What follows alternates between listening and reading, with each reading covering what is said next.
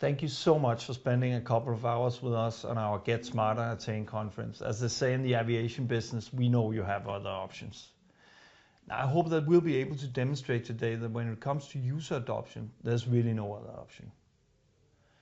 What we're going to demonstrate today is our vision for user adoption technology. It's crafted precisely to how we see authors creating, collaborating, and maintaining their learning content.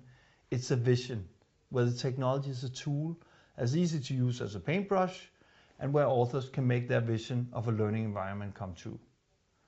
Now, ClickLearn Attain is the only solution on the market that's dedicated to serving the three fundamentals of authoring: creating content, collaborating with your co-authors on the creation process, and updating that content automatically as your business systems change. We're going to have a couple of sessions today on that's going to be dedicated to ClickLearn Attain, where our first session will give you an introduction to what it will be like to be part of our 8,000 authors community. And the second one is going to, just in a few minutes, show you how to come from an idea to a finished learning portal inside ClickLearn Attain. If you're new to user adoption and how do I actually create those motivating and inspiring instructional designs, we're going to have a session on that as well. And finally, I would really like to promote our Q&A sessions. This is your opportunity to get answers to all your questions. It's an open mic session. Tobias and Morten, our champions, will be there, and they will answer any question you have. So drop by, have a chat, and you can do that through the entire conference. Now, for me and the entire ClickLearn team, this is the beginning of a new tomorrow. And I hope that you'll enjoy all the sessions we have for you today, and of course, ClickLearn Attain. Have a great day.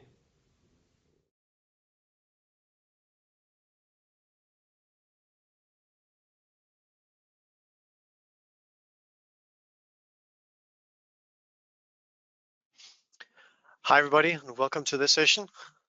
In this session, I'll be taking you through the values of ClickLearn and show you how it works, how easily you can create content using ClickLearn Studio. So I also have my colleague Peter with me here, and at the end we're going to be taking in questions. So if you have any questions as we're going through the session, please just write your questions in the questions pane and we'll be collecting them for the end of this session. Okay, so I'm going to start by showing you the end result. So that's basically what ClickLearn Studio can create for your end users. So what I'm going to show you here is sort of what you can compare with normally creating documentation, maybe through Word, adding screenshots with Snagit, writing in your own documentation in there. If you want to create some video content, that's maybe done with a video application like Camtasia or something like that. So that's probably what you know. So now it's going to be blowing your mind what ClickLearn can create, and I'm going to show you afterwards how easy it is to create this content. So first of all, I'm going to show you a process that I previously recorded, and all of this ClickLearn has created without me doing anything else than simply going through the process and having ClickLearn Studio capturing my process silently behind me. What we're looking at here is an HTML file. ClickLearn has written each and every sentence in here for me. It's cropped all the images perfectly in the size that I wanted and put in all the highlighted areas. This ClickLearn simply does throughout the full process.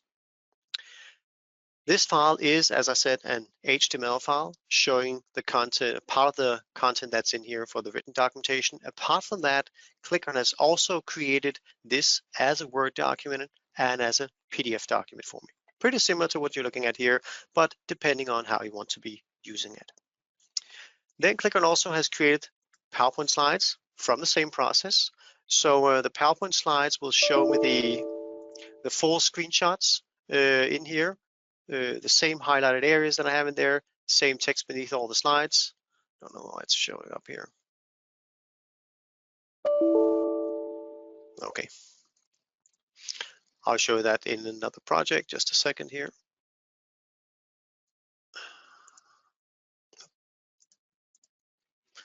But it creates PowerPoint slides for me as well, full screenshots, same highlighted areas. Just gonna go back to my list of recordings here and preview it.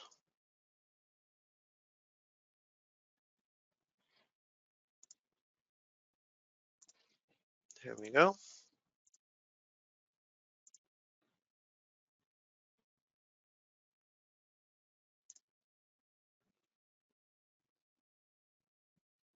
So I have everything here, same process described in PowerPoint slides. So if I need to blow this up on the big screen, either for classroom training or anything else, then I have my full process described here in the slideshow.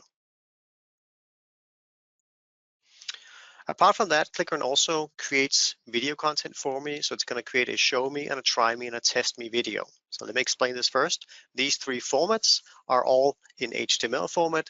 They're playable basically on any device. So the learners will be able to, or end users will be able to look at the content wherever they might be on their way home, in the train.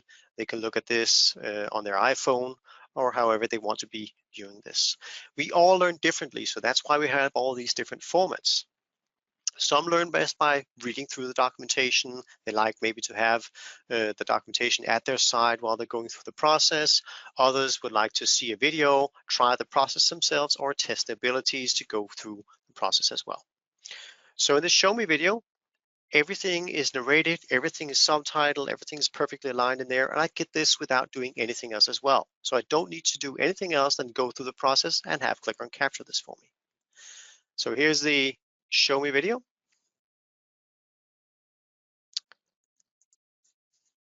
Click on the item accounts.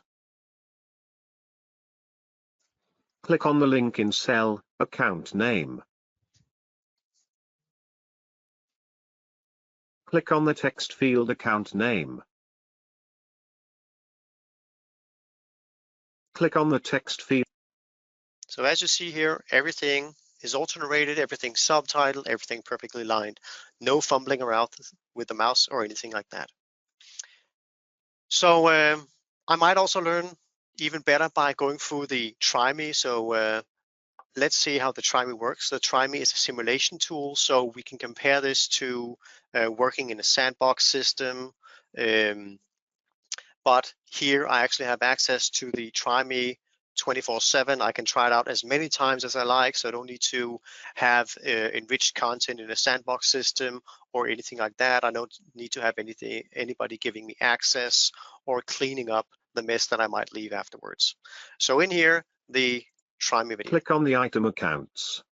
So now I need, as an end user or learner, to interact with this simulation. And if I click anywhere else in here, nothing is going to happen. I need to click into that very spot. So I cannot do any mistakes in here. I cannot delete anything. I can only go the right way through the process. Click on the link in cell, account name. Click on the text field account name. So once I've been trying to learn something, either through looking through the documentation, seeing the video, trying the simulation tool, I can also test my abilities to go through this process. That's what the test me is for. So the test me is pretty similar to the try me. It's also simulation, but this time I'm only going to be told what to do. I'm not going to be shown where to do this. So now I need to remember where to go in order to go through the process. I'm going to start it up here. Click on the item accounts. And let's say I don't know where that is. I'm going to be clicking around a couple of times in here. And actually, in this case, when I get to the 5th click, it's going to help me out. It's going to show me. So for complex processes, I'll still need to get the help I need. So even though I get the help, click on the I'll be link able to in go, cell, account name. I'll be able to go through the process here. Click on the text. So when I get to the end, I will also get a score. And here you can see I actually passed this test. And the percentage of passing can, of course, be set in here.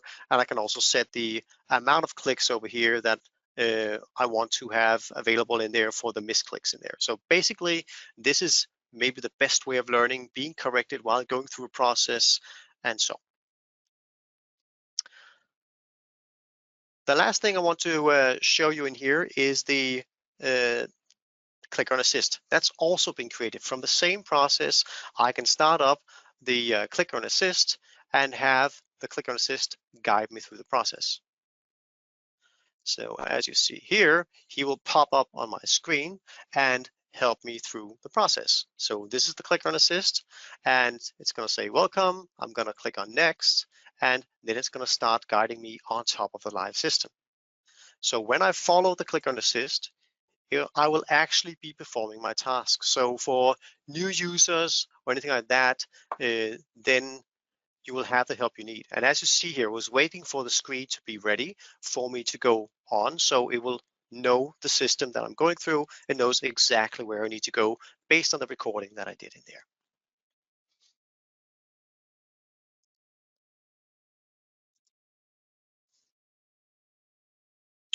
So I'm just going to go through the rest of the way through the process. There we go. And you've completed the guide. So that's all that Clicklearn can create for the end users in a very, very short time. I'm just going to show you how all of this works. So that's seen from the end user point. Let's see this from the author point. So now I'm the author. I need to create some documentation. And what I need to do is that I need to start up a recording. So I'm going to go over here and start up a new recording. And of course, before doing this, if I go through processes that are complex, I would of course need to know the way through the process. I need to make sure that all data is set up correctly. And also, of course, I need to go back here and say, okay, I want to make sure that actually this screen is started from the beginning, so I know exactly where my starting point is. I'm going to give my recording a name.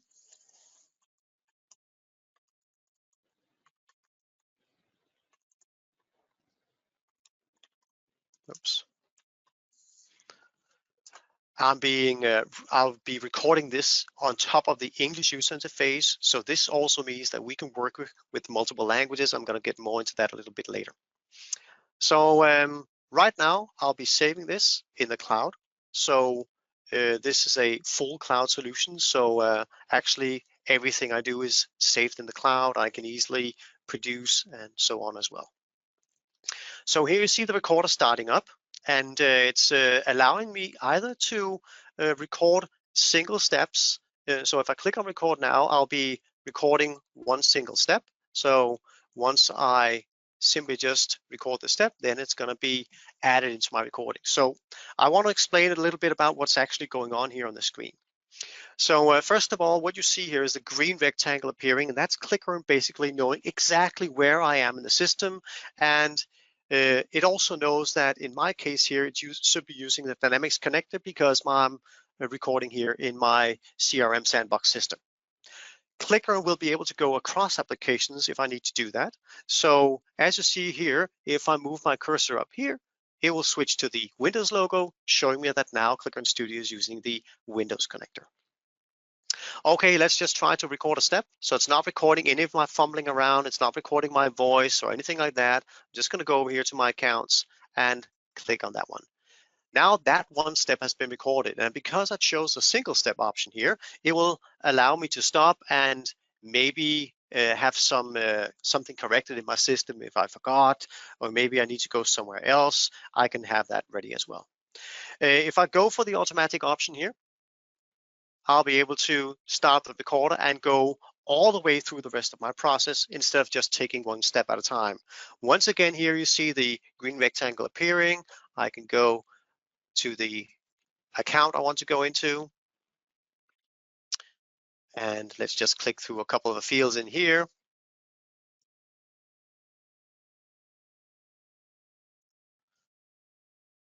There we go. Once I'm done, I'll just stop the recorder. I am taken to the recording screen once again, so I can actually add more steps if I regret stopping this, but I actually want to stop, so I'm going to stop it. That will take me directly back into Clicklearn Studio, and here I can either choose to go to my recording list, which means that I'm going to stop here and maybe I want to do another recording, or I could start up the editor right directly from this screen. That would most possibly be the option that I will be choosing in there, because clicking through the steps, just having my process recorded as you see here, that might not be enough for my end users. I might need to add some information in here for the end users so they actually understand what they're doing. There might be some do's and don'ts that I need to add in there. I can easily do that from in here. So this is the editor. And as you see, I have a preview of exactly what ClickLearn Studio is going to be producing for me afterwards. So I want to explain also a little bit about how ClickLearn actually works. So the file I'm looking into right now, that's what we call a source file. That's basically just a basic recording of the process I just went through.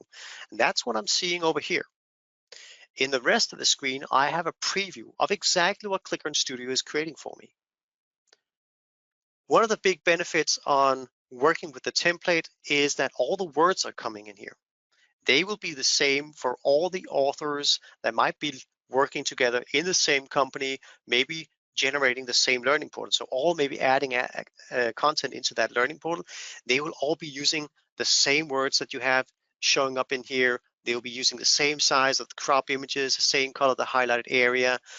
And of course, this will add to the consistency that all the content will give the end users. They don't need to go in here and interpret the work instructions that I've created. They know exactly what they're going to get. They see this every time they go into that specific learning portal.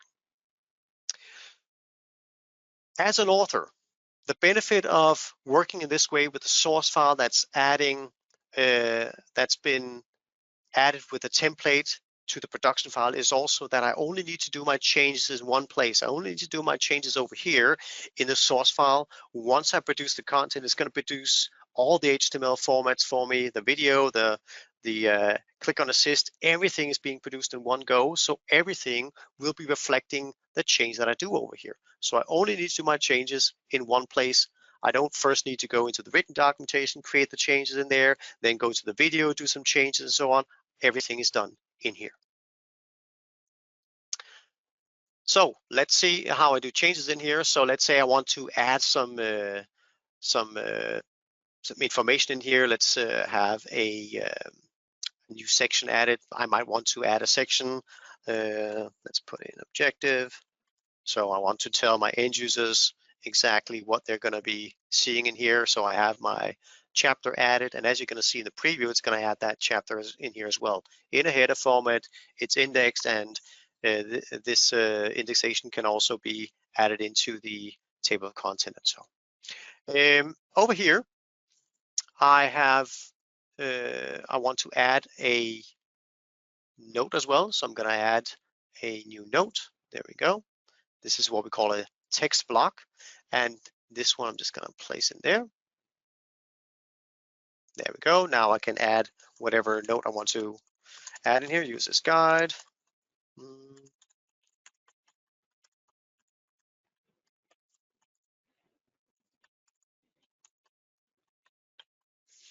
So now they actually know why they're going through this guide.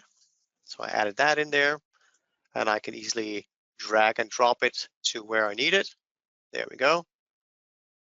And I would like to add a section below this, telling them now they're going into the steps. So this way I can easily add information in here for my end users. Now they see the structure. So this will add logic into the written documentation, but this will certainly also add logic into the video documentation because I'm only changing this in my source file, and it's going to be applied into all the content that I produce. So over here, if I want to see the video, I can click into the show me video. It's going to be showing me exactly the changes I did in there. Click on the item accounts. And okay, let's just save. Click on the link here. in cell account name. Save just a second.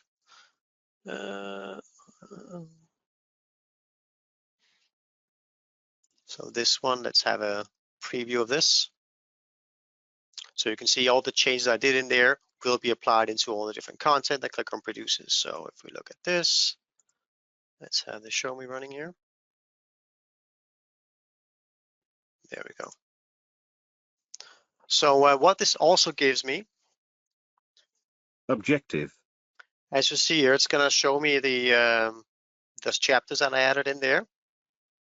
Use this guide when you need to validate account info. Down here, I have a small pop-up that adds value to the video because I added these chapters in there. So let's say I need to go fast forward to the rest of the recording that I haven't seen before, or maybe the part that I'm missing, I can easily jump back and forth in there. Let's go back into the editor.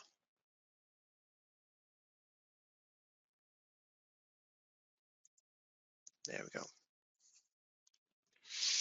Okay, I would like to explain exactly what's going on in here. So how is Clicklearn actually creating these different sentences?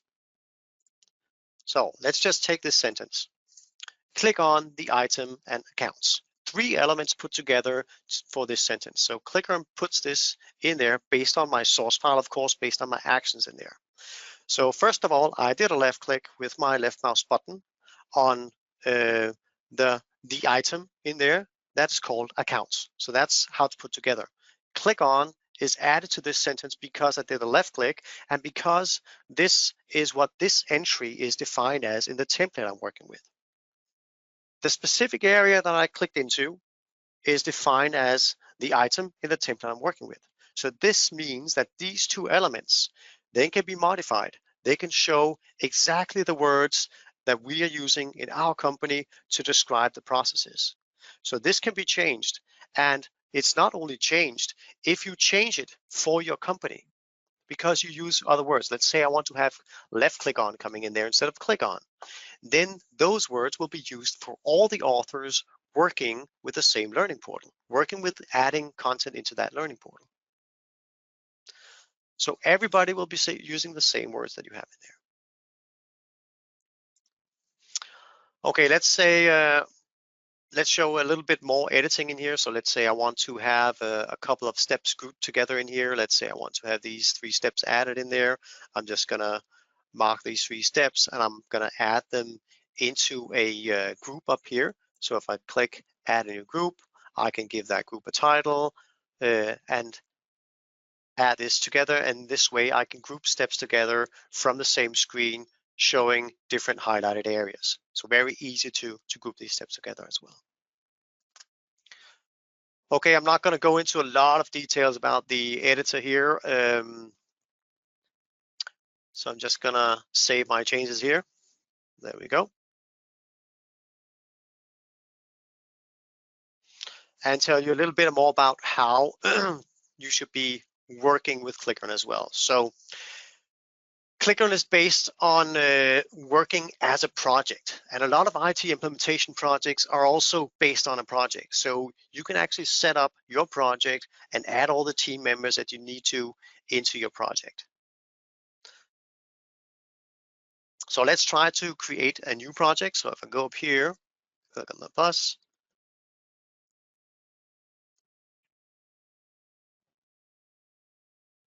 then I want to give my project a type. So in here you can follow the full process of setting up your project. I'm gonna select that one. These are coming soon. There are other project types coming up soon. In here I can choose which role will I be. Will I be project lead maybe? Then I'll be setting up the project and I'll be adding more team members to this project. I'm just gonna stick to author. I can put in my experience level, and the way that this works is whatever level I choose in here will also give me more or less help in there. Let's just say I'm an expert and then click on next. I see my own role up there. So I see me as an administrator, and if I want to add any authors to my project, so here I have a couple of my other project other colleagues here. So let's just gonna add Peter, my colleague, which is also in the session here. I'm adding him as an author in there, so he can also contribute to my project now. And I can of course add all the users that I want in there. In the next screen here, so this maybe needs a little bit of explanation. Clicklearn works through a connector technology, so a way for us to be reading behind in the system. In here, I can select whatever main connectors I'm using here. So let's for my situation here today, I'm going to be working with that connector. This is just the selection of my most common connector that I'll be using. Clicklearn has connectors for a lot of different applications, so it's not just about Dynamics or IFS, SAP. We have also some generic connectors, which is our Windows connector, which will read any Windows application. It's our web connector, which will read any web applications that we have in there. So we have different ways of reading the system in there. I'm just going to stick to that one. Click on next. That's fine. So here I can also choose how do I want to be deploying my content, how do I want to be saving my files in there, and there are a lot of different options on how to do this. So you can add this as a learning portal, you can add it into SharePoint, but the one that gives you most benefit will be to be using the Content Cloud. That's where you have full functionality of Clicklearn. Of course, if you, for some security reasons, need to host it local, then of course you can also do that. Here I can set up the project and determine which languages I want to be working with. So I'm going to add a new language. In here you can see I can add basically any language, and this maybe also needs a little bit of explanation. Let's just add a Danish, and let's find some German. There we go. And select those. They will be added to my list, and I can at any time, of course, go in here and add other languages to my list. You can have multiple templates added in here. I'm just going to start up in the classic template here. I need to give my project a name. So let's just call this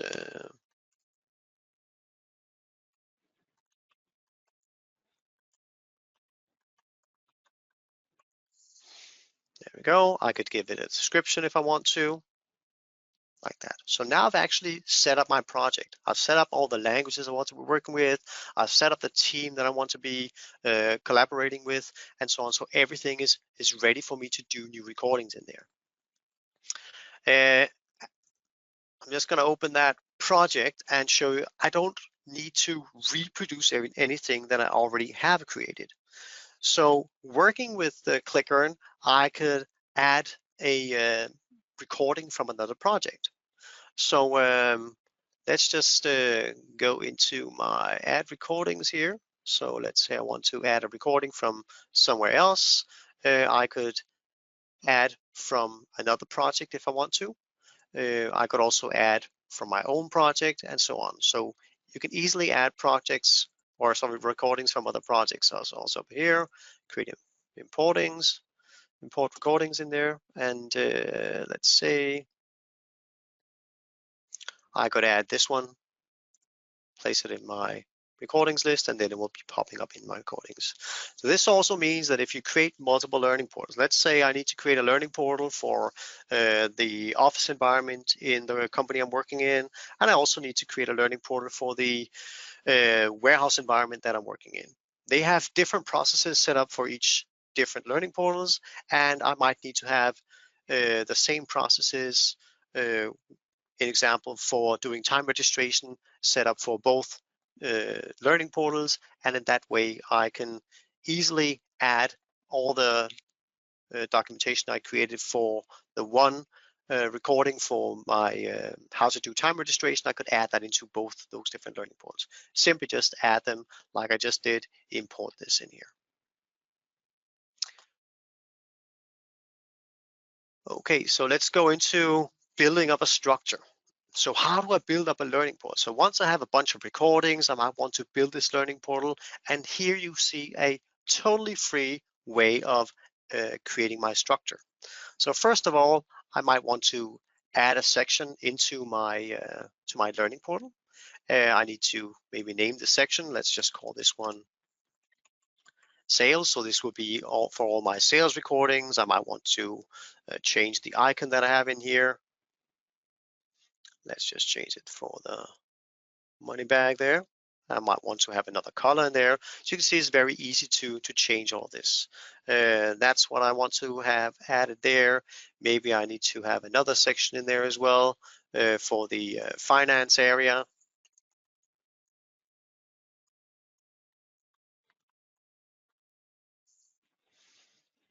And let's just stick to that one. I'm gonna create a blue icon instead. There we go. And go back here. Let's say I want to add my recording that I created. I want to add that into the sales area. So now I have it listed over there. Let's say I want to have a hyperlink added in there. I could easily drag and drop that in there. And maybe I want to have this. Okay, I need to have a hyperlink in there. Let's just go back here, find some link. There we go, and save that in there. There we go. So now I have a hyperlink in there as well. I might want to have this divided. So let's preview what I just created, just to see how easy it is to set all this up. So now you see I have my new project set up here, and as you see in my sales, I have this recording in there, and in here you can see all the content that Clicklearn will be producing once I want to produce and publish this.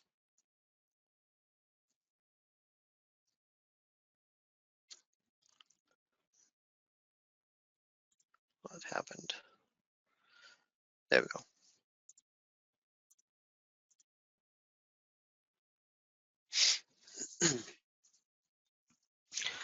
So here you can easily build up the structure of your learning portal exactly as you want it to be. It's a very free way of building it up. You can have all the different levels that you want to have in there. So areas below areas and so on. So if I need to have my sales area divided into both showing inbound and outbound sales in 2 different areas and have the recordings for the specific areas added in there, then I can easily do that from here as well. And I can go in here and preview everything that I want to preview. A learning portal that's built like this is also freely searchable. So I could search for any word, any work instruction in there. It will search that out for me. So let's just say if I add validate in there, then it will show me exactly the results for validating in there, and I will be able to search for that. Down here, I can have the pop-up showing exactly what my learning portal right now, very little learning portal, but it will be showing up the full structure that I have in there.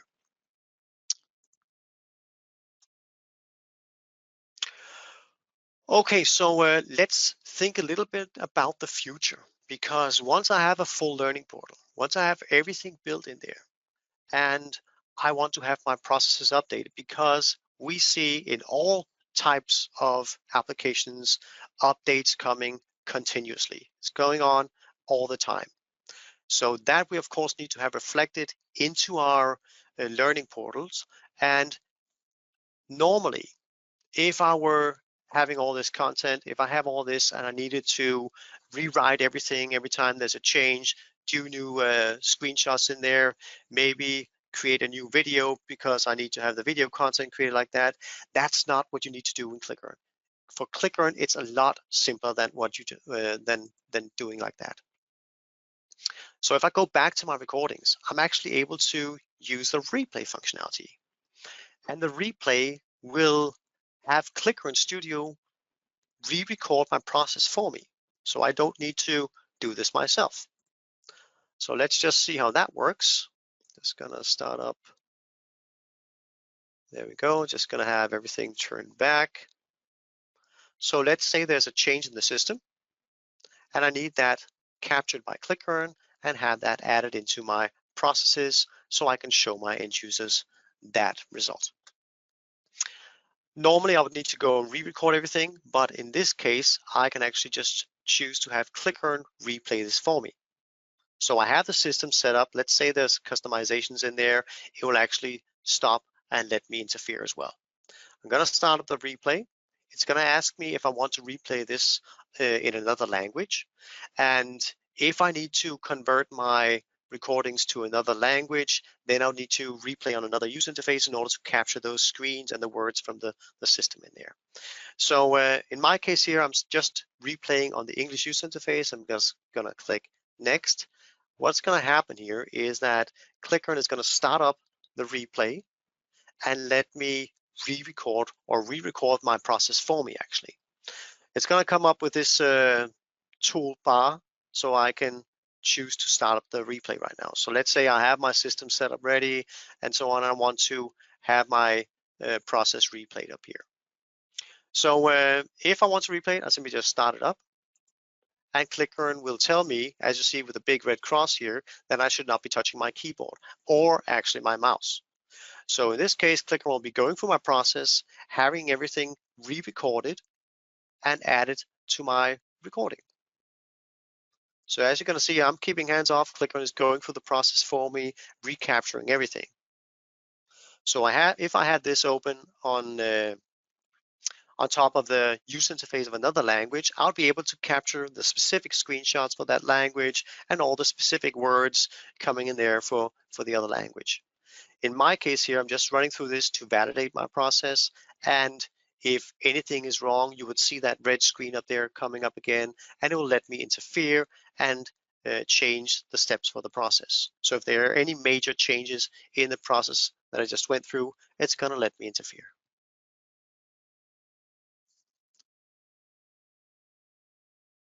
Okay, I think we are sort of running out of time now here, so let me just stop this.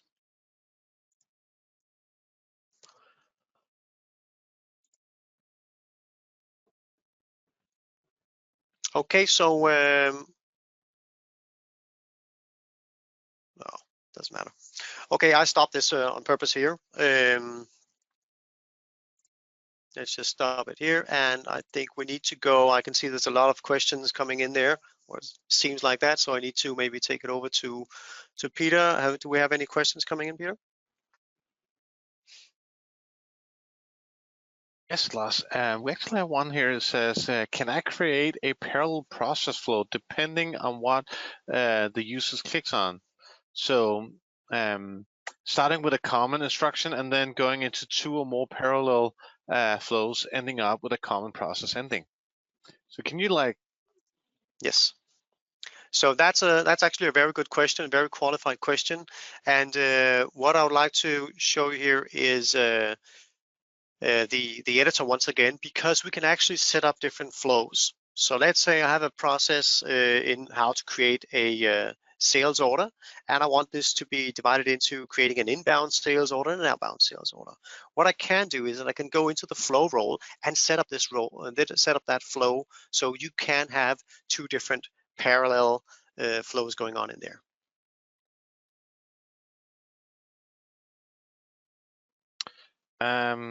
So while it's just loading up, then we have another question here called says, hi, we have been using ClickLearn Studio. What are the requirements to upgrade to ClickLearn Attain? What will we need to provide, and what are the steps required to an upgrade?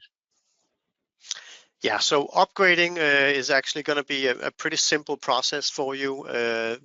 Of course, we are able to import all your different recordings into the new Clicklearn, as you see here.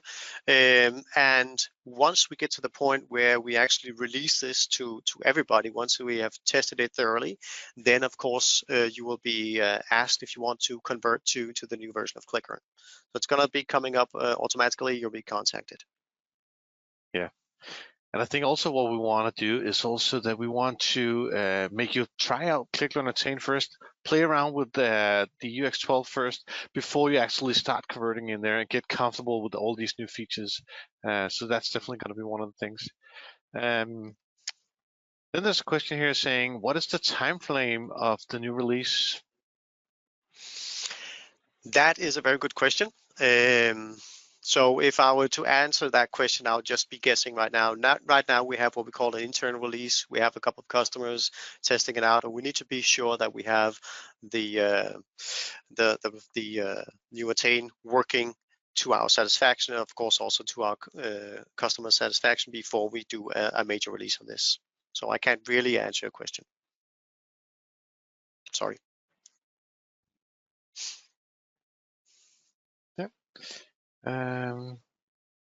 But it does look like that was it. Of questions so far. Of course, if you have any more questions, please just type them into us. Yeah. And if not, well then, got 3 minutes left. Lars, do you have any last small things that you want to pin out? No, I actually just maybe I should just go into the project here and show that flow role very briefly. So of course, what the role that I was working in was what we call the writer role. And in the writer role, I'm able to do all my changes. That's our main role of authoring. And if I want to do any other changes specifically maybe to the video, or as we were just talking about here, the flow role, I could easily go into one of those roles and do specific changes to that specific piece of content. As you see here, I'm in the written editor.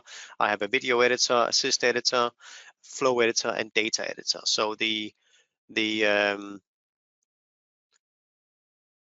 just going to go up there. So the video editor, I can go there if I need to do specific changes to the video. I can go into the assist editor, and here that's the flow editor.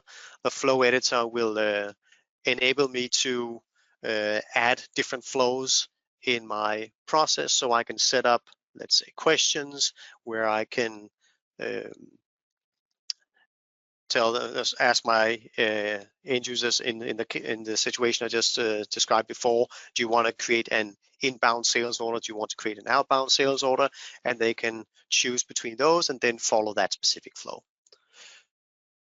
One other role that's maybe worth showing here is the data editor. The data editor will show me all the data that's been collected through my recording. So actually, the data editor will collect a lot of data for me in there, not just the data that I selected, but also a lot of other data. All this data can be controlled either in the recording or the global rebate data repository. But as you see here, it is actually captured some data in here for me. And if we look at this, so the data is listed up here. So if we look at this, it has actually captured not just that one piece of data, but all the data for that specific row in there. And all this I'm able to control. And during a replay, if I want to select other data while I'm doing my replay, then I will be able to do that. I can control it. Actually, we can put together processes from one recording for one book. We can add multiple processes, and in that way we can do automatic process testing and capture processes end to end, and that way test everything. Okay, I think our time is up here for today. So Peter, I think you're muted, Peter. I have two last questions here that is quite simple to answer. The first one, quick answer, is Vietnamese a language that ClickLearn has? Yes, it is. Yes, it is. And secondly, will the content portal be able to support branding? For instance, can we apply our own brand to the URL? Absolutely, it's a very good question. And yes, we can match any corporate identity with our template. So don't worry, you'll be able to show exactly the logos and whatever you need to have in there. Yes. Well, that's all we can do now. So thanks, Peter. Thanks, Peter. And thanks everybody for attending. And hope to see you later on in our other sessions in the conference here today. So have a great day. Have a great conference, everybody. See you out there. Bye.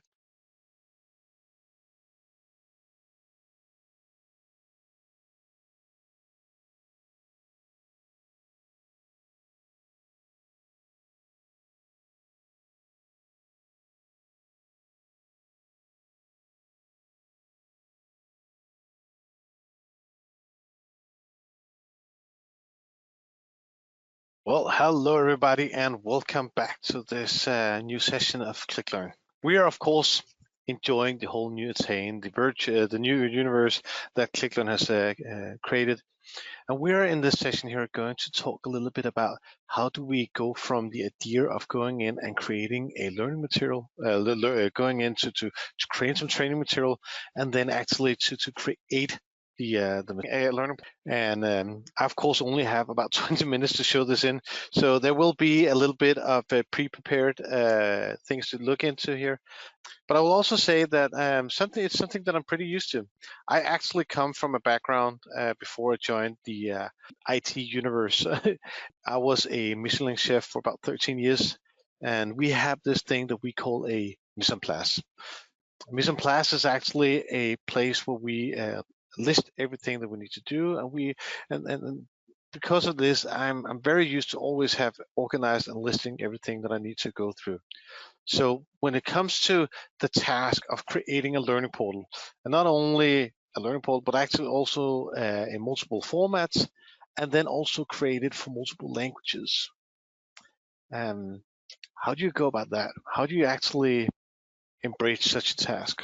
Well, of course, to start out with, you need to understand what business application you're going to be recording it from. When you have all of this set up, then you need to figure out what is it that we're going to be creating, what are we going to be documenting. My way of doing it, and there's of course just about as many ways as there are people who are creating documentations, but the way that I go about it is that I actually sit down and I create a mind map. So first of all, I'm spitting out everything that I'm wanting to have in here. And then I go over with my group saying, well, these are the ideas we have, are something missing in here. And then we'll turn that over to a feature list. This is where we are going to do the recordings of the work instructions. So when we've listed all the different work instructions that we want to create and we want to show the processes internally, well then, again, we want to structure it a little bit further. So again here, we divide up the different recordings of the different work instructions into different groups or sections where we can organize it so that the end user, when they enter a learning portal, they can first of all figure out the category of their choice, and then afterwards move into that and see what are the documentation or what are the learning material that we've created. Now, back in the old days, creating documentation, that was a time-consuming job. It took some time to go in and first of all write the instructions, capture screen views and crop them and add all these things together. And then you had the first draft of a white paper. Clicklearn actually helps me create all of this. So if I want to deliver something in multiple formats and multiple languages, then of course I am going to use Clicklearn. I'll do a quick demonstration, a quick glance at how did we actually create a learning portal within a very short amount of time. And let's take a glance at ClickLearn. So ClickLearn Studio, click once application. There's no server integration, no complex infrastructure, just that you need to run this on a Windows OS. Now we're already seeing create a project. So we already know that when we want to create a learning portal, we first of all want to create a project. And within this project, we can of course title it so that we have an idea about this.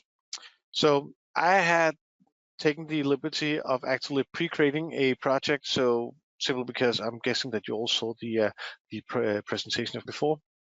So when you have a project which has been set up and where we have entitled our whole team together, and we are now ready to work with this internally. Now this team here, as you can see, I already set it up. I'm the owner. I have 2 teammates in here that we're going to be working on creating this learning portal together. So I can always go in and add tasks and collaborate between my teammates. To start the recording, well, just to give a quick glance, first of all, I want to document everything in English.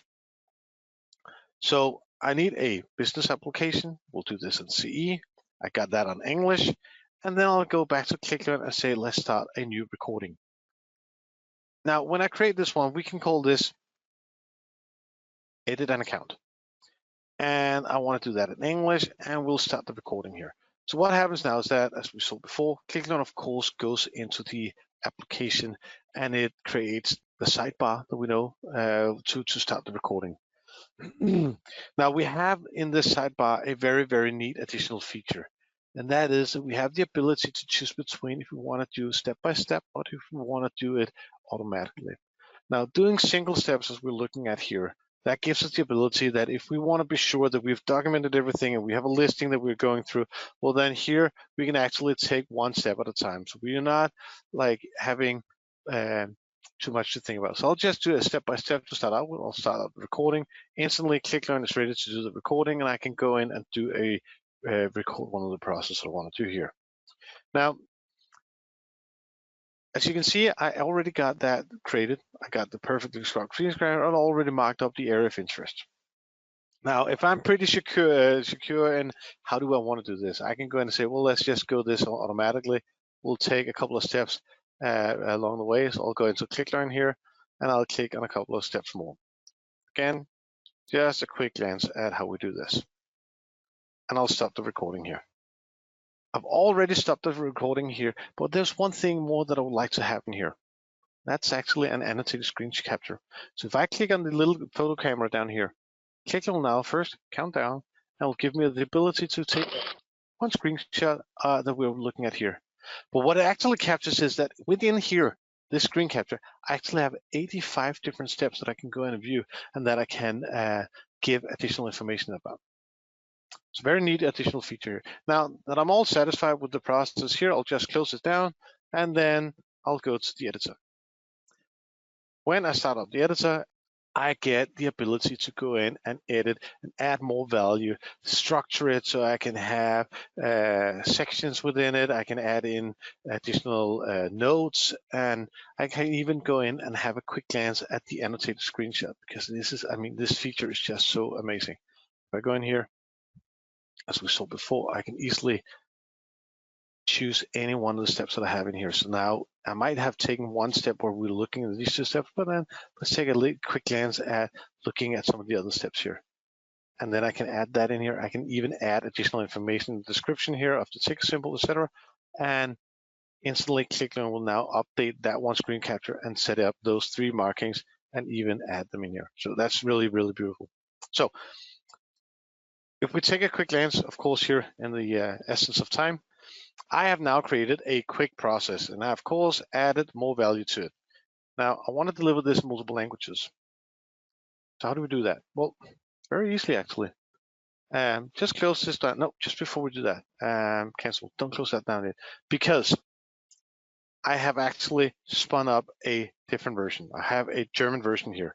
Now, these two systems are actually not alike, but I have created an account. So just to be sure that what I'm looking for when we're doing this on a different application, I just want to go into the data editor and take a quick glance at what did we capture here. So we did capture quite a lot of information about the account ClickLearn here. So if I'm saying, well, I really don't want to look at all that, just focus on name and phone number and that be all. Then I can save that, and now ClickLearn can, of course, only look at that. Now, this here is actually something that's pretty neat because the ability to go in and view and pinpoint what data we want to have is also something that we can use for automatic process testing. Session we can cover later on, not today, but in the future. But it's actually really important and neat additional feature that we have in here. So that you can capture data from one process and add it into another process. You can test all your systems that everything is working as it's supposed to do. Now in this case here, I now have my German version here, and I have my recording that we recorded earlier together. And I can now click on the 3 little dots here and ask it to do a replay of it. I'll do this on a German interface and say confirm that and next. What happens now is that ClickLearn will just prepare the replay edition. It'll go in and take a quick glance at the editing that we did just before. It will go to the application in a second, and then it will turn on this sidebar again that we were looking at. Now, this sidebar actually contains a nice amount of features, because one thing is that, of course, it can replay the process. But what we can actually also do is that we can pinpoint it and just read and just record a single step. So we don't have to record replay a complete process. We can actually just do one step at a time. We can even add in breakpoints. So if we know that right here, I actually want ClickLearn to stop because I need to prepare something in the system, I can do that too. Now everything here should be pretty lean set up. I'll just start the replay, and as ClickLearn says, of course, don't touch mouse or keyboard. We will now start up the process. Now, Since I'm not allowed to engage with the mouse or keyboard, you will notice that the cursor that will actually jump over to the steps and not move seamlessly. It will scroll down, find ClickLearn, and then it will capture that and move into the next step. Capture the couple of steps that we have here. And then when we come to the part where we're going and looking at the annotated screenshot, it will actually stop. We'll get the replay button out here, and it'll tell me, well, we all actually went through all the steps, but we're missing the annotated screenshot. I'll say, well, actually, I'm pretty ready. We are where we want to be. So just start that one. We'll count down, take the screen capture, add that into my process here, and then close down the recording. And if I go back into the editor, not only have ClickLearn recaptured the steps that we're looking at, but I actually completely converted all of this here. So if I go down to the German version, every single step that I was just looking at is now in German. Everything is updated just like we were looking at it just before. So really, really neat additional feature that we have in here. So this was a quick glance at how do I record it and how do I replay it into multiple languages. So now that I have multiple set of recordings, and I've actually also done this a little bit further enhanced here, I've created several recordings here. I even went into the editor of one of my recordings here, looking pretty similar to the one we looked just before, where I've added in some structure, added in an objective, I've added in additional notes, added in an image here, I've added in some additional information, all these nice features here I've done, and then replayed this into multiple languages. So as we talked about before, so now that I've created all my different recordings, now I want to structure this. I want to create the learning pool. I do that within the structure here. So in here, we actually have the ability to section it. So all the different groupings I was looking at before in my paper, those I've now pre-created here. I've added in my recordings to this. Just open up one here. And now you can see the different processes we have in here. And I even added in a divider and a quick little hyperlink, as we saw in the beginning earlier. So when I have all of this set up, then I can actually go in here and say, well, by the way, I want to localize this. So my recordings, they are now created, and I've set everything up. Now, the localizer is set up in the beginning as when I started the project to be in the 2 languages. So the first one, the English one, that's completely done, all recorded. I have 18 recordings and everything's in there. But I can see that I'm missing 2 steps here within the Danish one. So what is that? Well, if I go into that simple task here, I actually get an overview of what has been translated and what has been localized. Now in this case here, I can see that I have one recording that hasn't been localized. That's the one we just did. And then I have one where I haven't done the replay. And so I can go ahead and say, which one have I not replayed yet? Well, I know that we just did the one we did before, but oh, that is the edited one that I haven't replayed. So now I can go into that. So I always have an overview of what I need to be translated, what I need to have localized. And when everything is done and ready for me, well, then I can go into the settings. I can have a quick glance at how do I want my language setting to be, because we have the ability to go in and say, well, I might have some instructions that I want to have in German, but I want everybody's working on the same user interface. So everybody's working on English, but I want to give them the ability to understand the process even though it's on English. So here I can go in and say, well, for the English, it's going to be English UI. For the Danish, it's going to be Danish language and Danish UI. But for the German one, I want a German language, but within English UI. So what ClickLearn does is actually that it goes in and captures the information that we remember from the English one and add that UI part in there. So I'll have a process where it'll be first a German instruction and then the rest of it in English. When all that is set up, I can of course go directly into my publishing part and then have all of this published and get my URLs so I can go in and publish this.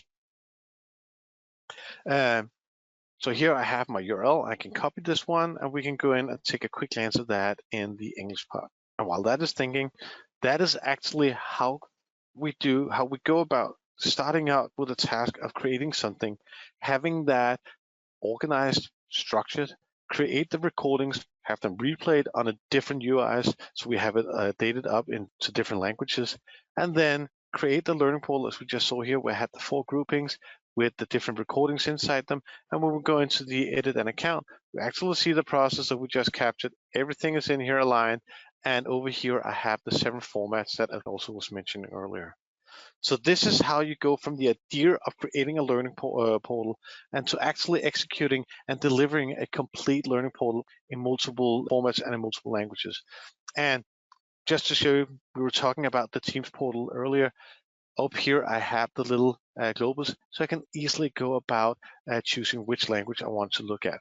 So if we want to take the one here and have the German one, well, instantly it's updated. I can go in and see the process in here and take a quick glance at a work instruction in German. Now, all of this, of course, I can take and add directly into the business application of, for instance, CE. So right in here, I have my little help button, and instantly I can get information about the processes that we were just looking at. And if I want to have assistant here, just click on the part here. He'll tell me, how do I create an account? Oh, this is quite easy. You just follow this quick process here. Remember to have some information available. And then, by the way, we'll guide you through it. So not only do you get the 7 formats from the idea and all that through, but you also get on top of the screen guidance. So any questions? Yeah, Peter, can you hear me? Yeah, okay. I can see there's actually just one question in here. So if anybody else has a question, please put it into the questions pane, and we can I can read it for Peter. So the question that we have in here is that, so does Clicklearn work with other languages, or how many languages? And what about the voices that we hear in the videos? I assume that's also concerns to the other languages. So when it comes to the voices, we have about 140 something voices covering about 48 different languages at the moment, male, female voices, different accents to the major language. So there is a large variety to choose between, as you can see here. But that is when it comes to the digital voices. Now, when it comes to Clicklearn and it comes to the languages that we support, we actually support all the different languages that you will need, because Clicklearn is built up upon templating. This means that all the instructions that you see within the learning material, I actually think that we had a process available out here that we're looking into. Here we go. So as you can see here, we have a instruction that's divided up in 2 parts. So the first part here is taken from the template. So this means that whatever language you would need to go into, we can have that localized so it matches that. Now, the other part here is taken from the application itself. So whatever UI language you would need to do documentation on, you can also support. So the quick answer is just about any languages that you would need. So I can see that I'm run out of time. So I will just say thank you so much. And if you have any other questions, please contact us and we will get back to you.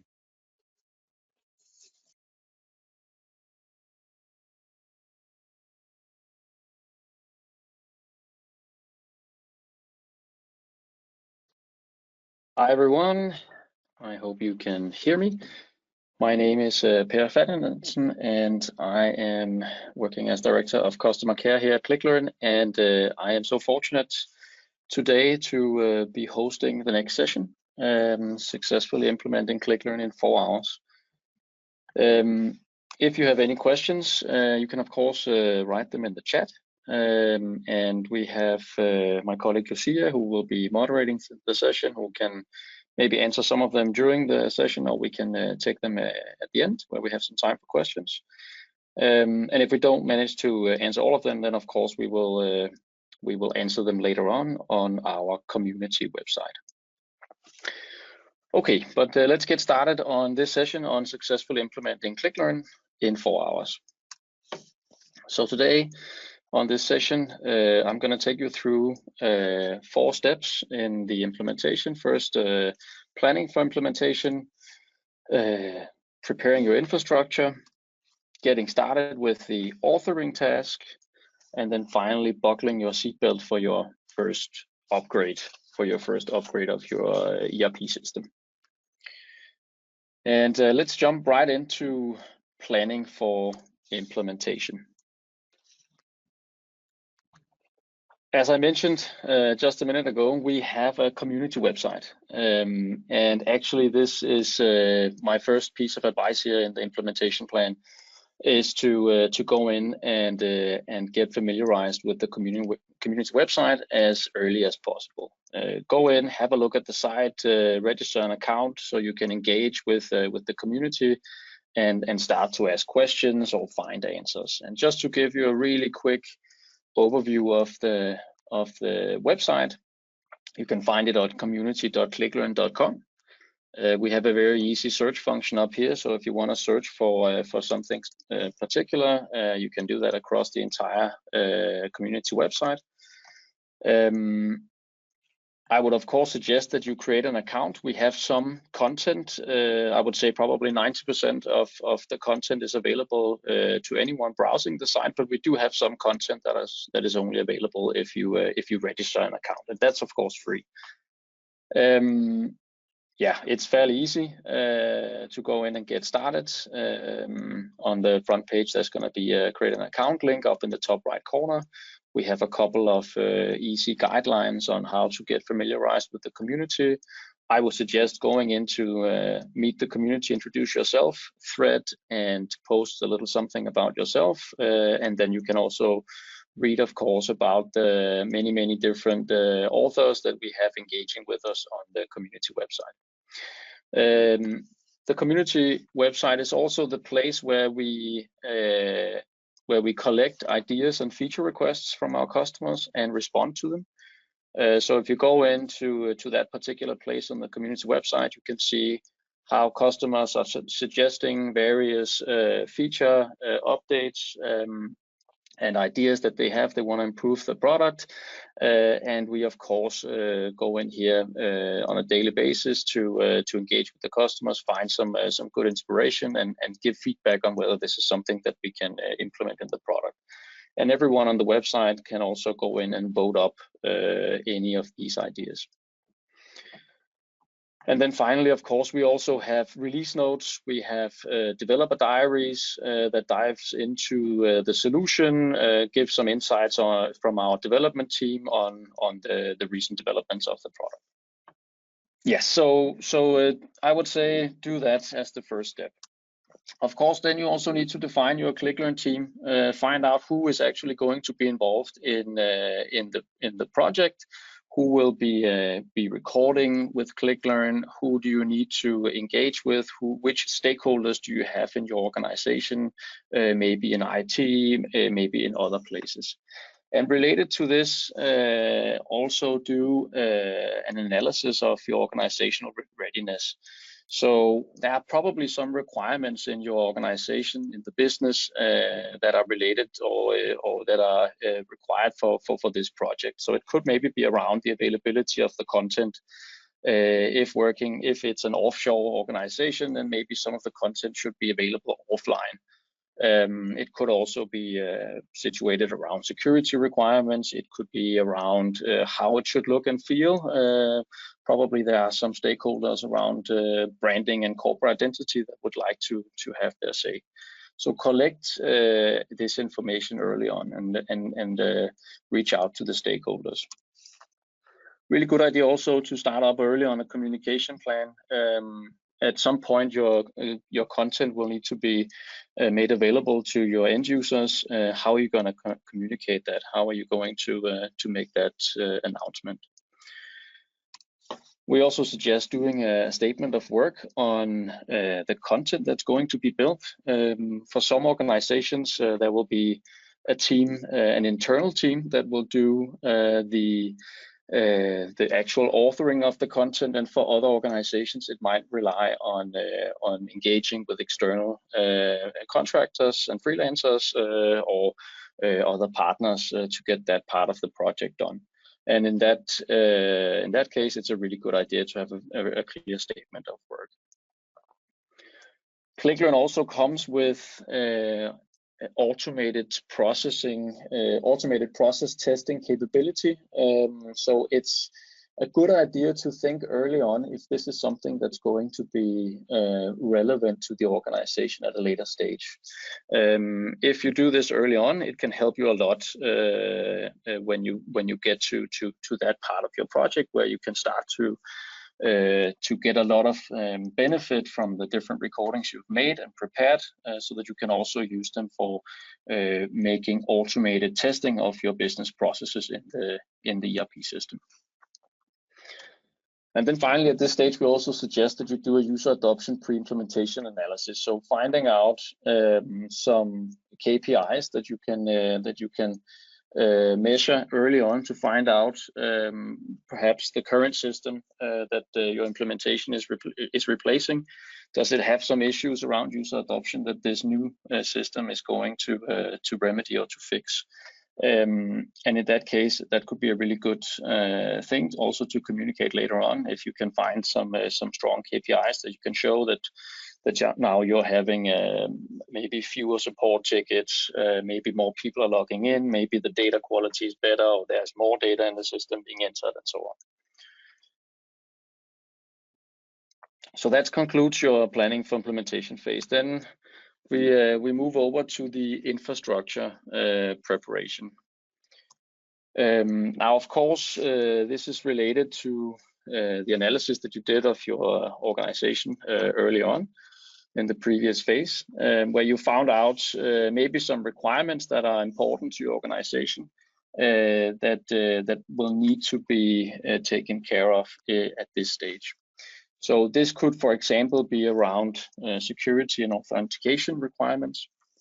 The content can be placed in a number of different platforms. So which platforms would you like the content to be placed on? It could be on the offering that comes with ClickLearn, the ClickLearn Content Cloud. And in that case, how should security and authentication be configured? Is that maybe involving single sign-on, and which stakeholders in your IT organization is then needed for that part? It could also be that some of the content will need to be integrated into a learning management system that is already in place in the organization, maybe because the organization needs it for compliance reporting. Maybe some of the learning actually needs to be reported quite rigidly on to the authorities due to some regulations, and in that case, also something that's good to find out early on. Yeah, also important here at this stage to decide what KPIs, what parameters in terms of learning analytics that are important for the organization. Some organizations like to measure on how the content is being consumed, so how many people are actually using it, how many people are using the different learning formats that we have. For other organizations, for example, those with compliance scenarios, it could be more relevant to look at who has completed specific learning materials. So make some decisions here, find out what's important to the organization to guide you here. And then ClickLearn also comes, when we're talking about different content formats, it also comes with in-app guidance content. So basically what we call the ClickLearn Assist, the little guy that can pop up on top of the ERP application, on top of the ERP system, and guide the end user from start to finish in a process. And this, of course, is also a content format that would need to be prepared a little bit in advance. Is this something that is part of the scope? Do we want to include in-app guidance? Which ERP system are we documenting? There could be some different deployment options and scenarios in that aspect as well that needs to be considered. And of course, this is something that can be discussed with ClickLearn or on the community.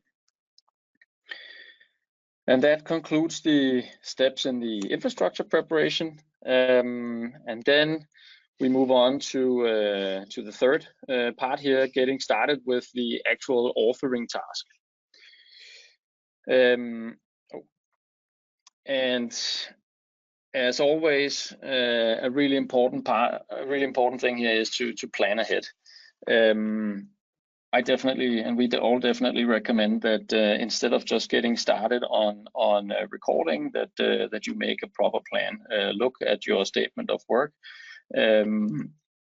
Figure out what areas in the application needs to be documented and what areas needs which areas do you need to create training materials for, and let that plan guide the process. For some organizations, the team involves externals. For others, it may be a mix of internal and external contractors that will do the actual recording. So again, here, plan accordingly. And of course, it is required that whoever is going to be recording learning materials with ClickLearn using the or on the ERP system's client application will need an account with access to those different areas in the application. So if you are planning to document something in sales and the author doesn't have an account with access to the sales area in the application, then that's not going to happen. So include those aspects in your planning. We also have a planning template on our community for this particular step that you can go in and use. It's a basic template on the community website. And then of course start the recording. Again, for some organizations across can vary. Of course, some will have maybe just because of their size, maybe just one author doing the entire work. Much more simple to manage than a scenario where you have multiple authors. And the more authors involved, the more we recommend that you have someone in the project. You could call that person a key librarian or some project manager role that has the full overview of the plan and the people involved, and can sort of keep track of the progress of the recording phase. Once the recordings have been finalized and saved, they're not finished. We of course recommend that you go in after the recording and add more information to the recordings. Of course, it's relevant to add context, but it could also be other information like prerequisites that are needed for this process to be completed. Who is it relevant for, and so on and so forth. And keep in mind that ClickLearn can produce 7 different learning formats. So what looks good and is relevant information on the web page, where you have a full screen view that people usually browse on a computer, it might not be the same information, for example, that you want to be presented in the in-app guidance. So each format can of course be edited separately inside the ClickLearn editor. Then comes time for review as well. Of course, to ensure that we have the right level of quality. Someone with insights and understanding of the processes that have been documented, we would recommend that they also get a chance to review the documentation before it's released to end users. And of course, should you also be running a multi-language project where you require the documentation and training materials to be translated, that adds another level of complexity and some additional steps here. Then you would of course also need to find someone to translate any manually edited or added text. So for example, the context that we discussed in the planning in the editing step, because ClickLearn can of course translate the stuff that you capture inside the application automatically. But there's still some manual translation to be done, can be done maybe externally by a translation agency, and then validated by someone with that language as their first language in your organization. It's a process that we can help you with in terms of advice and guidance and so on. After the review, it's time to produce, publish the materials, and then test them. Don't just count that or rely on the fact that once you are done recording, then everything is ready to be published and you can just release it to end users. You of course need to do a little testing, do some limited testing, maybe to a smaller group. And then you're ready to distribute the content, publish it to whatever platform that you decided early on, execute your communication plan, and go live with the content. And then we look at the final step here, and then of course we'll open up for questions in a very short while. The final part being buckling the seatbelt for your first upgrade. So now you have implemented your ERP system and your first ClickLearn project is done. What happens when you get hit by the first upgrade and you want to re-engage with the ClickLearn solution? So in this case, the technology in ClickLearn that you will be relying on very heavily is called ClickLearn Replay. And ClickLearn Replay allows or makes you enables you to be able to run processes that you have captured or recorded earlier on the ERP system, basically making ClickLearn have your computer act as a robot and perform the same process again as you recorded it earlier on. So get familiarized with the technology. We have, of course, documentation and training available to do that, but it's important to highlight here that authors don't necessarily master ClickLearn Replay just because they are good at recording and editing, training and documentation with ClickLearn. It's a more advanced part of the product. First step here is to prepare the recording. So basically, when you do the recordings with ClickLearn, ClickLearn will also capture the data that was used in the original recording, and that data is probably not the same that you're going to be using the next time. Maybe not, probably not. So that's the first step here, is to go in and review your recordings, specifically when it comes to data.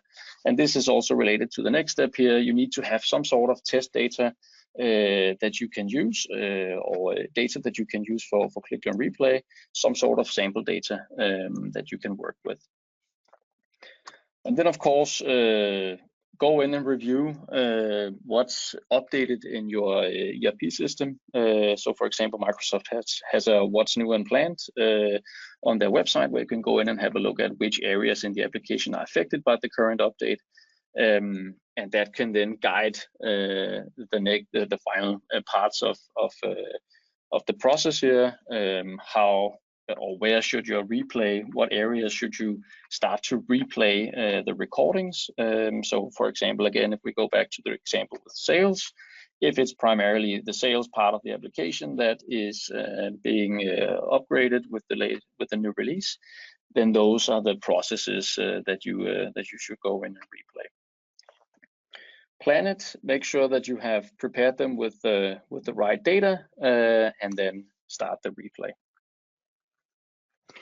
And once the replay is concluded, you will have all those recordings now updated with new screenshots automatically by ClickLearn.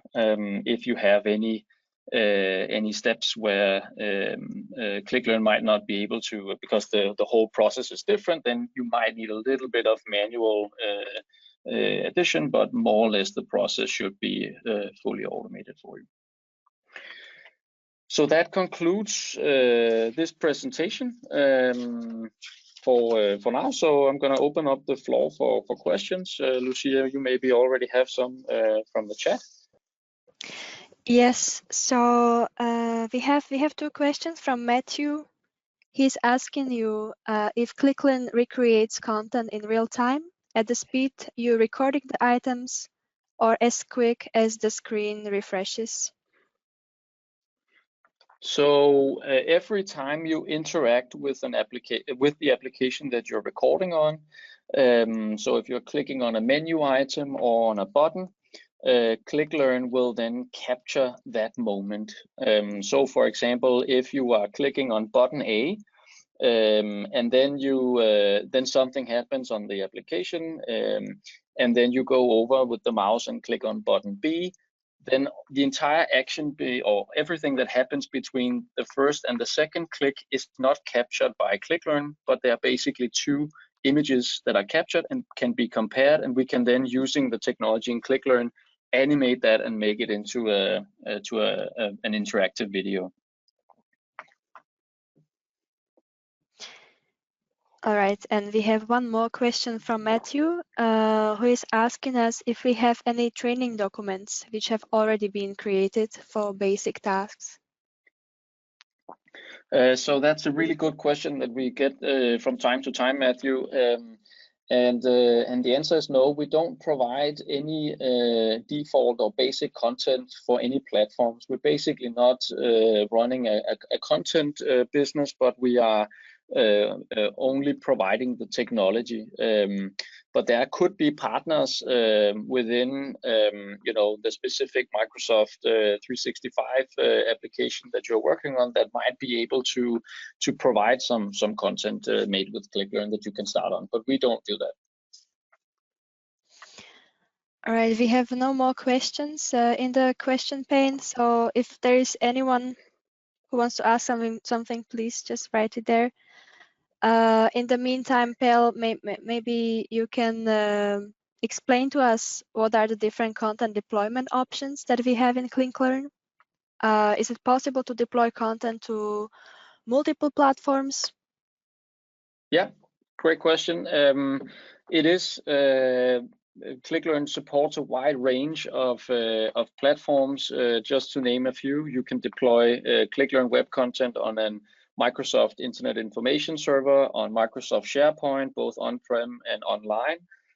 You can, of course, use our own content cloud option that comes along with ClickLearn. We also support any SCORM compliant learning management system out there, and there are a lot of them. So we don't have any one that we specifically recommend, but we basically support anyone that are SCORM compliant. And this is just a handful. I'm sure there are more different web technologies that we support as well. So yeah, I'll be very happy to hear from any customers who come in with some new technologies, and we can find out if we can integrate there as well. And you can, of course, deploy to multiple platforms. So you can make the same publication with ClickLearn, and then you can put that inside SharePoint, and you can make some of that content available on your learning management system, and maybe other parts on a third platform. So that's also a possibility. Thank you. We don't have any more questions in the pane, but we still have 1 more minute to go, Per. So if you have anything else up your sleeve that you like to tell us, then yeah, I think I'm just going to spend the last few seconds here to recommend everyone to go into the community, register a free account, make yourself known in there to everyone else. We have a really positive atmosphere in there. People are helping each other out. So we also have a thread where you can talk about your ClickLearn project and have people come in with comments. We also do live events where we basically just let customers come together to help each other and talk. So that's really the place I think to end off with here on the session, and I hope everyone will take a chance to go in there and have a look. All right, I think time is running out, so thanks a lot, guys, for coming in. So I don't even have the schedule in front of me, but I think in a very short while, the session here will say when the next one, or the page here will say when the next one starts.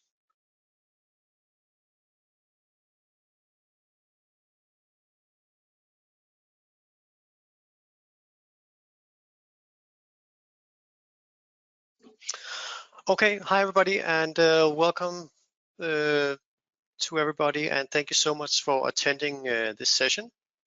I've been looking very much forward to this, and what I'm going to be talking about here today is instructional design and effective user adoption. My name is Lars Heinrich, and I'm the training manager of ClickLearn. I've been with ClickLearn since September 2016, so I've been doing a lot of demos and trainings for a lot of our customers throughout these 4 years. So first of all, I've put together an agenda for us here today.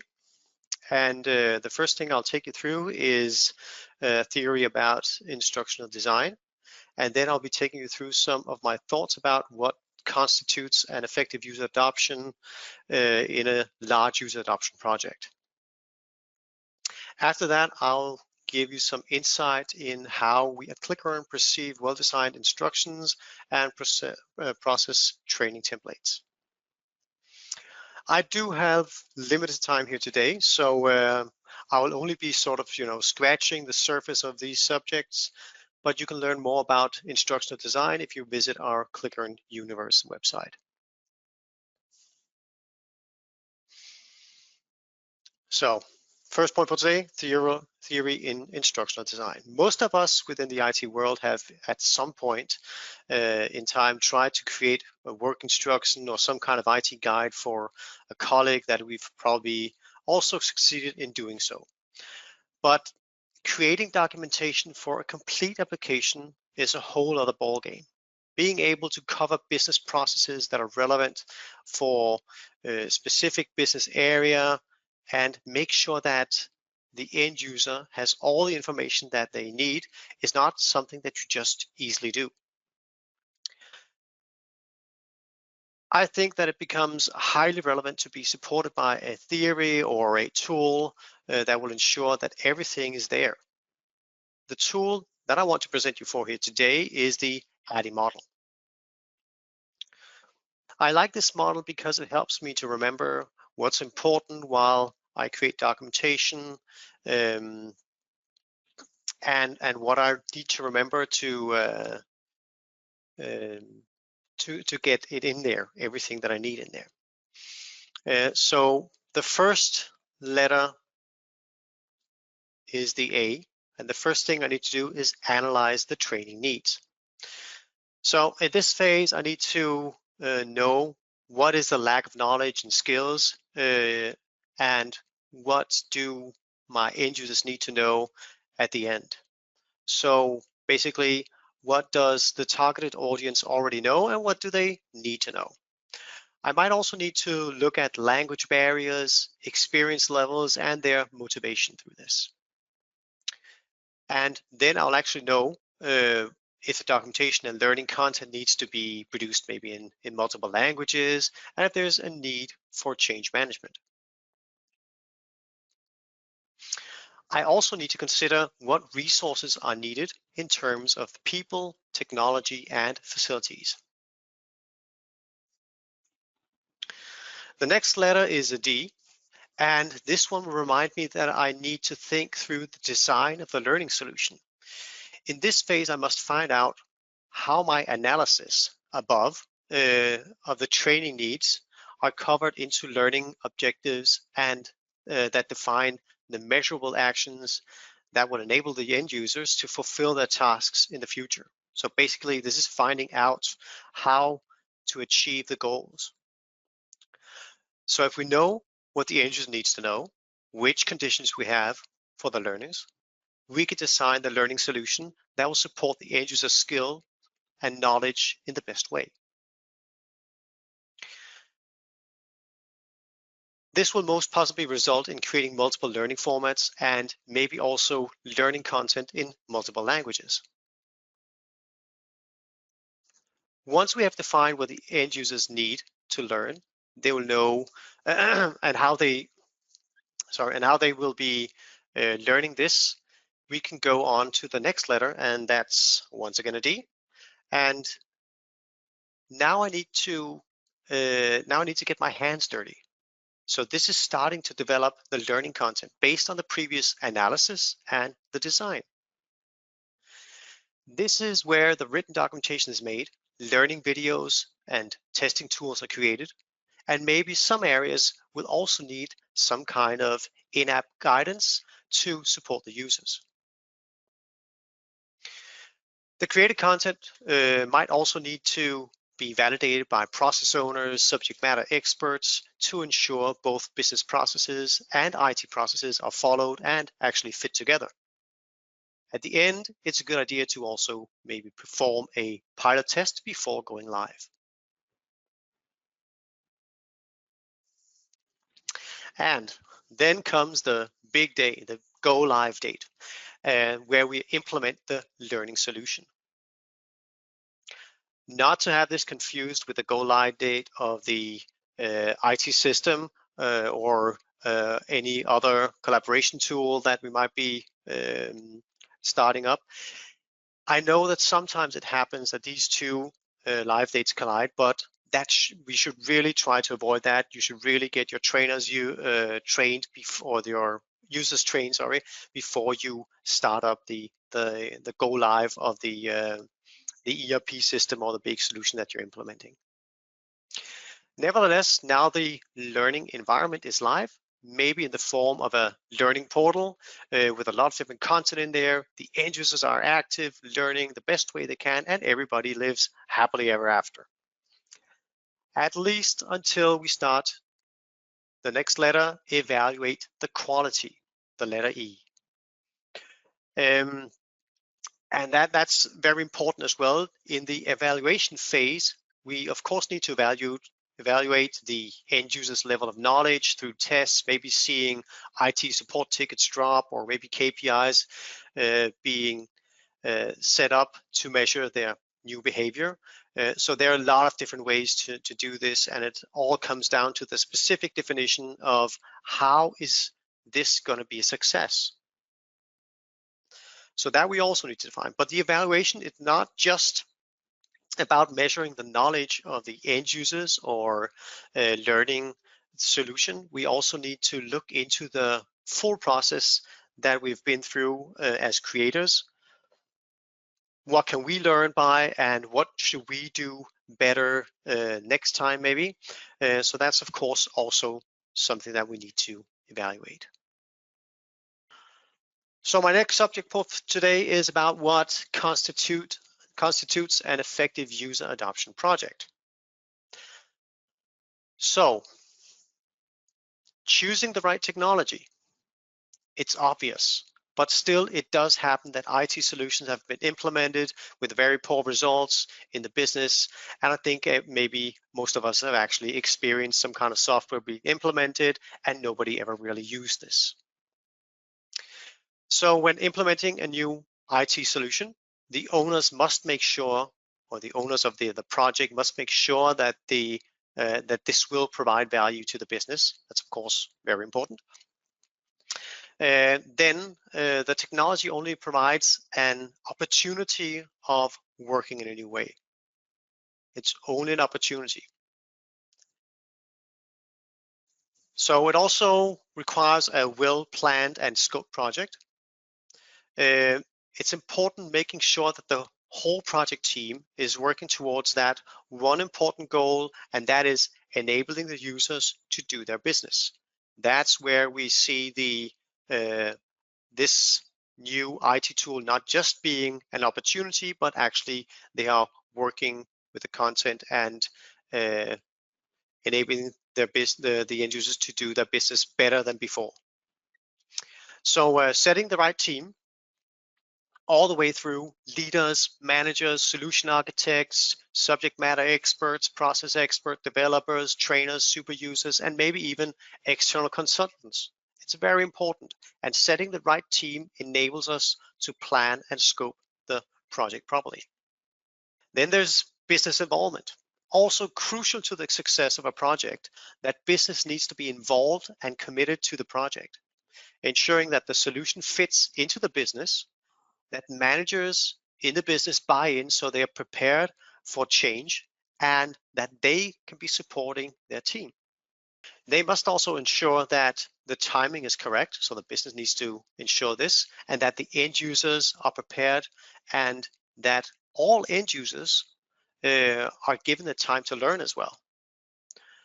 This will in most cases also lead to the drop in performance for a period, but hopefully the performance will increase to a level above what it was before.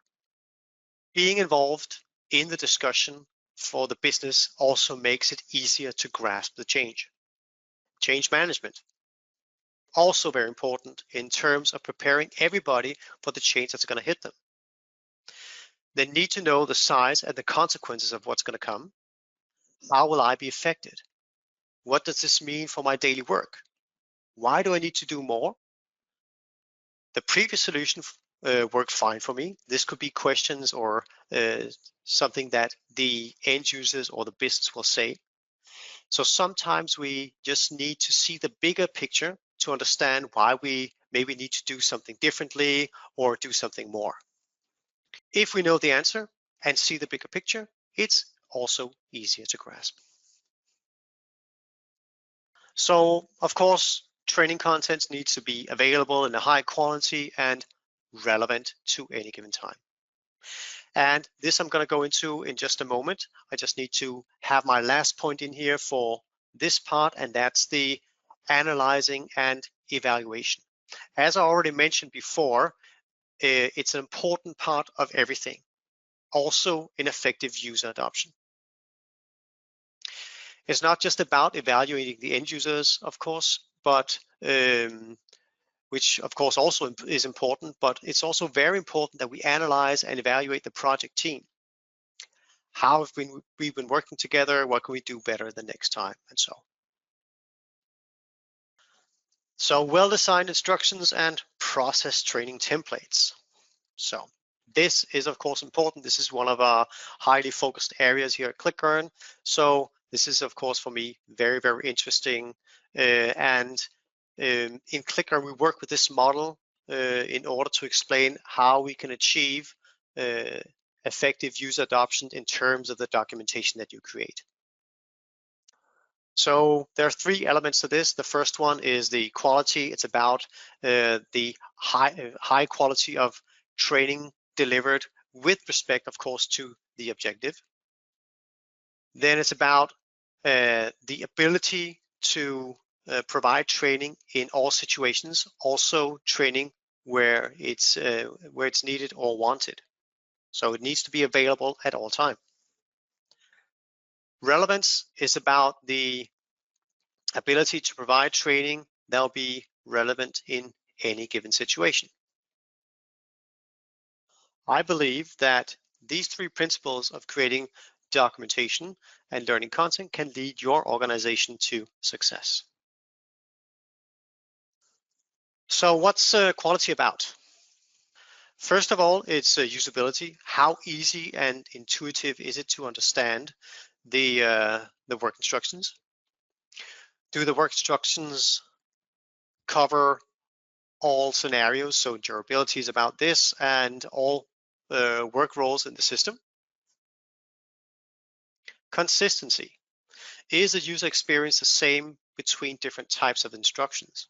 Meaning that work instructions need to be in a language that everybody can understand. It also needs to be well structured and consistent, so the end users don't need to learn how to read, or maybe rather interpret the work instruction all the time, so they know exactly what they're going to get every time they look at a piece of work instruction. Apart from that, we also know that we all learn in different ways. So some by reading, some by watching a video, maybe some by trying it out in the system. So having different types of learning content is also very important for succeeding in user adoption. So what's availability about? Timing. Are the instructions available to the users at any given time and dosed in the right amounts? Pacing. Can the users pick and choose the pace and the level which they want to receive training? Iteration. Can the users recycle the training as needed to accomplish their goals?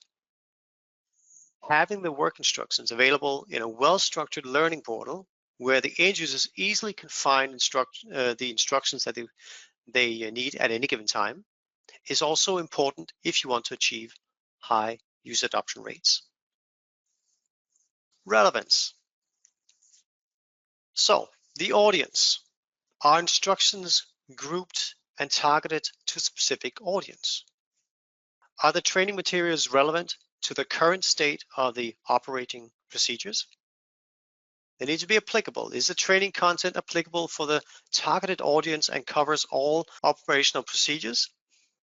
This means that the content available not only needs to have high quality, be available at the ending all the time, but also needs to be targeted to the audience and up to date, covering all operational procedures.